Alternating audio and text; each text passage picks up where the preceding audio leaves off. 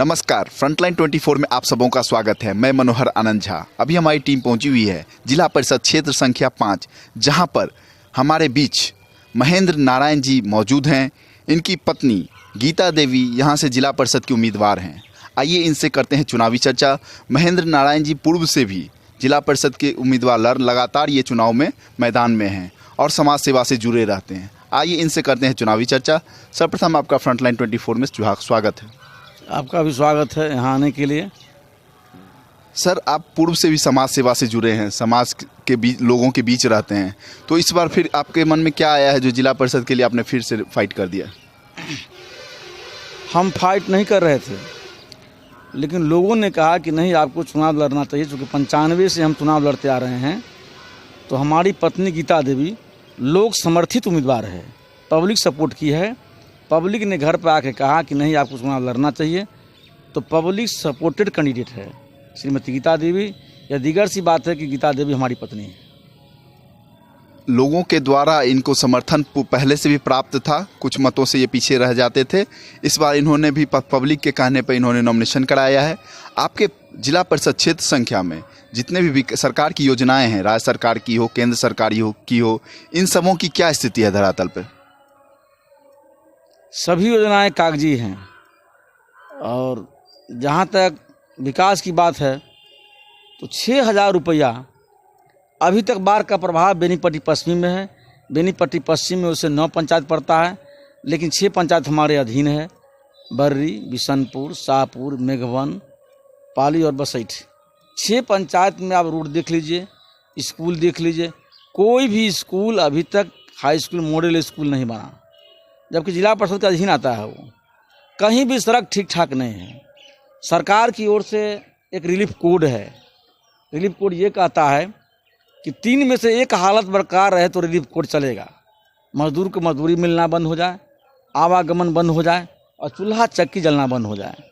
3 महीना लगातार जून से लेकर के सितंबर तक 3 महीना मैक्सिमम जगह आवागमन बंद था, मजदूरी मिलना बंद था, भोजन भात का भी अभाव था। सरकार की ओर से कोई रिलीफ कार्यक्रम नहीं चलाया गया। और हमारे जो अभी निवर्तमान जिला पार्षद हैं, उनकी ओर से 1 लाइन भी नहीं बोला गया, न तो समर्थन में न तो सरकार के खिलाफ में।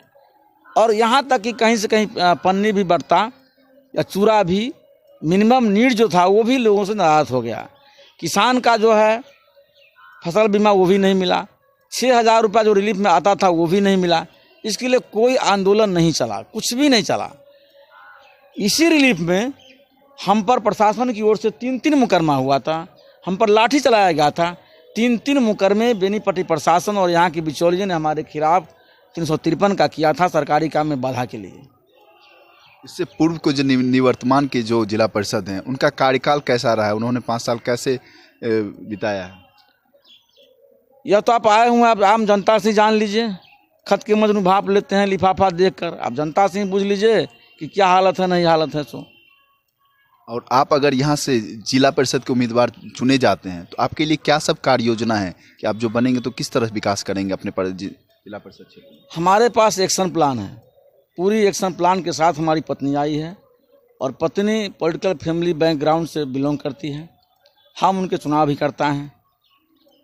हमारा कार्यक्रम यह है कि मझिला टोल पाली और मेघवन के बीच सेतु निर्माण हो, क्योंकि स्नेक बाइटिंग होता है बाढ़ में, वो समस्या आती है तो मुश्किल हो जाता है। खसिया घाट में धौस में उधर मलह टोली है, वहाँ भी पुल नहीं है, वो लोग दूर हो जाते हैं मेन रूट से। और बिशनपुर, और एक ज़माने में बिशनपुर और अगरोपट्टी के बीच सेतु था धौस नदी पर, वो भी समाप्त हो गया है। तो मेरा प्रथम प्रोग्राम है कि इस 3 जगह पुल बने। अगर सरकार नहीं सुनती है, हुकूमत नहीं सुनती है, तो हमको इसके लिए नाले का आविष्कार लेना पड़ेगा। तो हम नाले जाएंगे। और सरकार की यह घोषणा कि प्रत्येक पंचायत में हम हाई स्कूल बनावेंगे, आज तक नहीं हुआ। बेहतर व्यवस्था इधर न तो शिक्षा का है न ही स्वास्थ्य का है हमारा। और नारी सशक्तिकरण की जहाँ तक बात है, तो नारी कल्याण के लिए या नारी व्यायामशाला के लिए कहीं भी आप व्यायामशाला नहीं देखेंगे। तो सरकार यह कहती है हम खेल संस्कृति पैदा करेंगे, पैदा हुआ नहीं। और हमारा यही है कि युवा इससे जुड़े और खेल संस्कृति व्यायामशाला बने, यही हमारी प्राथमिकता है। आपकी कैंडिडेट महिला हैं, तो अगर वो जीत के आती हैं तो महिलाओं और युवाओं के लिए उनके पास क्या कार्य योजना है? हम हमारी पत्नी का ये घोषणा है जो अभी उम्मीदवार हैं वो दी है कि हम करके दिखाएंगे बेहतर स्वास्थ्य और शिक्षा व्यवस्था, और प्रत्येक पंचायत में ई सर्विस सेंटर सरकार की ओर से, जहाँ जात, आवासीय, दाखिल, खारिज, आय, इनकम जो भी हो वहीं बने, ताकि लोगों को वहाँ नहीं आना पड़े, ब्लॉक नहीं आना पड़े। तीसरी एक अहम बात है कि सरकार कहती है कि हम वृद्धाश्रम बनाएंगे। आज तक सरकार वृद्धाश्रम नहीं बनाई। बहुत से तलाकशुदा महिला सड़क पर घूम रही हैं, किसी भी जात की हों, उसके लिए कोई प्रोग्राम उसके पास में नहीं है। तो हमारा जो उम्मीदवार है उनका कथन है कि हम वृद्धाश्रम के साथ साथ जो प्रत्यक्ष महिलाएं हैं जो बाहर भटक रही है उसके लिए भी आश्रम बने। और आपको अंत में अपने जिला परिषद क्षेत्र संख्या के मतदाता मालिकों से क्या अपील करेंगे जिनसे कि वो आपको वोट करें और जिला परिषद बनाएं? देखिए, हमारे मतदाता यहाँ काफ़ी प्रबुद्ध हैं। कुछ लोग ज़मीन और ज़मीर दोनों खरीदना चाहते हैं, खरीद नहीं पाएंगे। देश में जमहूरियत है, जनता समझती है सब बात को। अब अभी अगहनी है तो लोग चाहता है कि किसी टोला को फोड़ दे, किसी परिवार को फोड़ दे, किसी जात को फोड़ दे। वैसे लोकतंत्र में जात, भाषा, धर्म, क्षेत्र ये चार दुश्मन हैं। हम इसके चारों खिलाफ हैं। हम इस चार आधार पर वोट नहीं मांग रहे हैं, न कभी मांगे हैं, न मांग रहे हैं, न मांगेंगे। हम अपनी पत्नी के चुनाव अभिकर्ता भी हैं। तो हमको ये लग रहा है कि जाति, धर्म, भाषा, क्षेत्र, वंशवाद, धर्मवाद, वर्णभेद सभी समाप्त है। सभी वर्गों का लोग का 80% समर्थन मुझे प्राप्त है।